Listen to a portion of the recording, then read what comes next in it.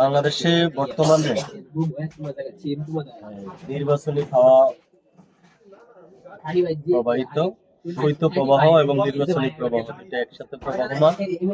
তবে আমরা দেখেছি বিভিন্ন রাজনৈতিক দল প্রার্থী ঘোষণা করেছে, তারা প্রার্থীদের কাছে যাচ্ছে।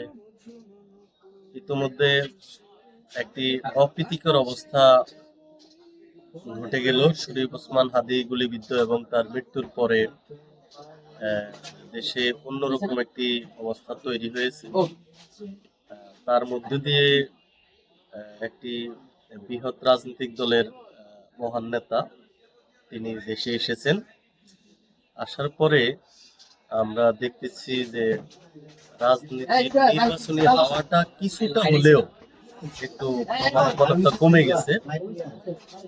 এর মধ্যে গত দুদিন, গতকাল 25 তারিখ থেকে আমরা দেখেছি যে জনাব তারেক রহমান আসার পরে এমিলনের বাসিওয়ালার মতো তিনি যেখানে যাচ্ছেন সেখানে একটা জনস্রোত বয়ে যাচ্ছে এবং অন্যান্য রাজনৈতিক দলগুলোর কিছুটা পিকে অবস্থা আমরা লক্ষ্য করেছি।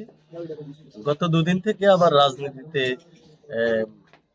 বিশেষ করে জামাত ইসলাম সহ যে রাজনৈতিক জোট রয়েছে, ইসলামী সমমনা দলগুলোর 8 দলীয় নির্বাচনী জোট, তাদের সাথে নতুন করে যুক্ত হচ্ছে এনসিপি, যারা অভ্যুত্থানের নেতৃত্বদানকারী এদের মধ্যে অন্যতম, এবং এলডিপি, এবি পার্টি সহ আরো কিছু রাজনৈতিক দল একসাথে হয়ে তারা একটি বড় জোট।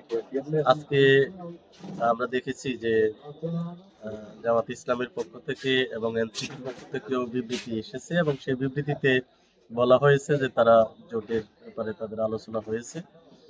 এখন প্রশ্ন হলো আসন সমঝোতা যদি তাদের মধ্যে কতটুকু তারা করতে পারে, কারণ এখানে যেহেতু আদর্শিক, আমি এটাকে বলবো না, এটাকে বলবো নির্বাচনী জোট।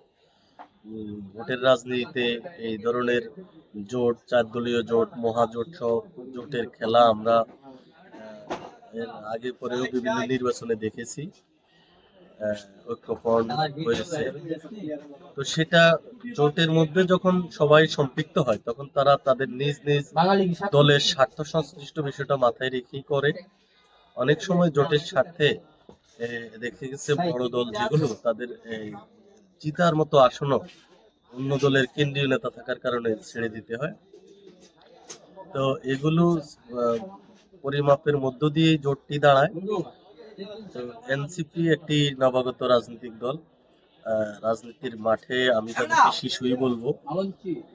সেখানে এনসিপি তারা বিপ্লবী দল হিসেবে পার্টি গঠন করলেও আমার ব্যক্তিগত মতামত হলো তারা ঠিক গণমানুষের কাছে ঠিক মতো পৌঁছাতে পারেনি।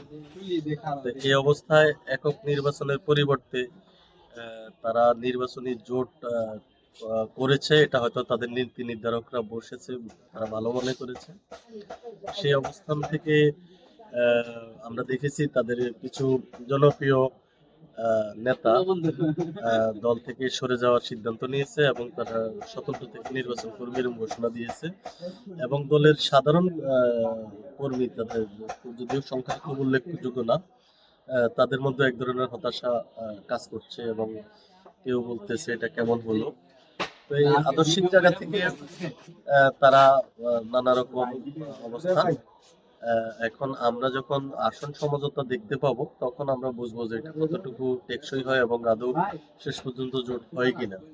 আর ব্যক্তিগতভাবে একটি বৃহৎ রাজনৈতিক দল, জাতীয়তাবাদী দল বিএনপি, যেটি শহীদ জিয়ার ঘোড়া এবং mother of democracy Begum Khaleda Zia যে দল দীর্ঘ সময় নেতৃত্ব দিয়েছেন, সেই দলের জন্য নির্বাচন আমরা ধরে নিয়েছি তারা হয়তো জিতবে, কিন্তু এই জোটটি যদি আসন সমঝোতার ভিত্তিতে শক্তভাবে দাঁড়িয়ে যায় তাহলে রাজনীতির মাঠে একটা হাড্ডাহাড্ডি লড়াই হবে বলে আমি মনে করি।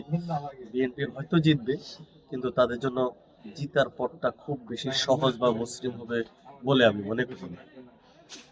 এবং আমি একজন সাধারণ নাগরিক হিসেবে, একজন ভোটার হিসেবে, গত নির্বাচন, দিনের ভোট, রাত্রি ভোট মিলে নানা রকম ভোট আমরা দেখেছি।